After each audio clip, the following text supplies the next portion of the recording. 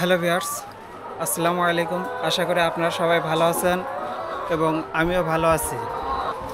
আপনাদের মাঝে আমি আজকে যে বিষয়টি আলোচনা করব সেটা হচ্ছে, আপনারা দেখতে পাচ্ছেন যে এখানে খাঁচা, এই খাঁচার সেটটা কিভাবে আপনারা তৈরি করবেন এবং যে ভুলগুলো করবেন না কখনো। কারণ ভুলের কারণে আমার 20টা মুরগি মারা গেছে, তাই বাধ্য হয়ে আজকে আমি আপনাদের দেখাচ্ছি। আপনারা হয়তো দেখতে পাচ্ছেন যে এই খাঁচার কিছু পরিবর্তন রয়েছে। পরিবর্তনটা হলো, আগে আপনারা দেখেছেন যে এই রকম কাঠ দিয়ে এখানে জোড়া লাগানো থাকতো এবং এর সাথে পাইপ এবং খাদ্য দুটাই এর সাথে লাগানো থাকতো। আর এখন দেখেন, এগুলো আমি সবগুলো বাদ দিয়ে এখন শুধু সুতা দিয়ে এবং পাইপের সাথে খাদ্য এবং পানির দুটাই খাঁচার সাথে সুতা দিয়ে রেখেছি।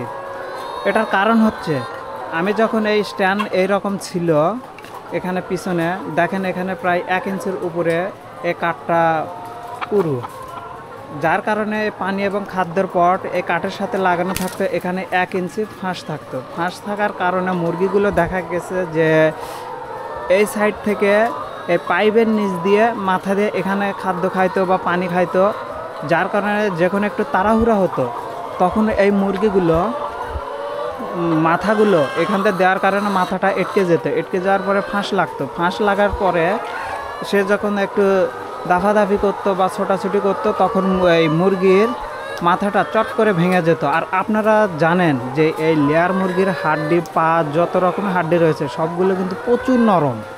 একটু কিছু হলে মজা মট করে ভেঙে যায়। তো আমি সেই কারণেই এই খাঁচাটাও ফাঁস লাগার কারণে শেষ পর্যন্ত বাধ্য হই এভাবে সুতা দিয়ে গেড়ে দেওয়ার জন্য। সো আপনারা যারা মুরগি পালন করেন বা লেয়ার মুরগি পালন করবেন, তাদেরকে আমি এক কথাই বলবো, ভাই আপনারা মনের ভুলেও কাঠ দিয়ে এরকম করবেন না। আপনারা হয়তো এটা সম্পূর্ণ লোহার স্ট্যান্ড যে দেখতে পাচ্ছেন, এটা সম্পূর্ণ লোহার স্ট্যান্ড নেবেন। বেশি টাকা না, আপনার 6-7 হাজার টাকা কম বেশি বাজে। লোহার স্ট্যান্ড থাকলে এখানে সেই রকম থাকবে না। এখন দেখতে পাচ্ছেন যে এই রকম লোহার স্ট্যান্ডের সাথে লাগানো থাকে ঝালাই করে। আর এখন আমি দিয়েছি যে সুতা দিয়ে বাঁধিয়ে, যার কারণে আমার আর এখন সমস্যা হয় না। আজকে 3 দিন হলো আমি এরকম দিয়েছি, কোনো সমস্যা হয়নি। আর আমার এখানে ফাঁস লাগা মুরগির সংখ্যা 20টার উপরে।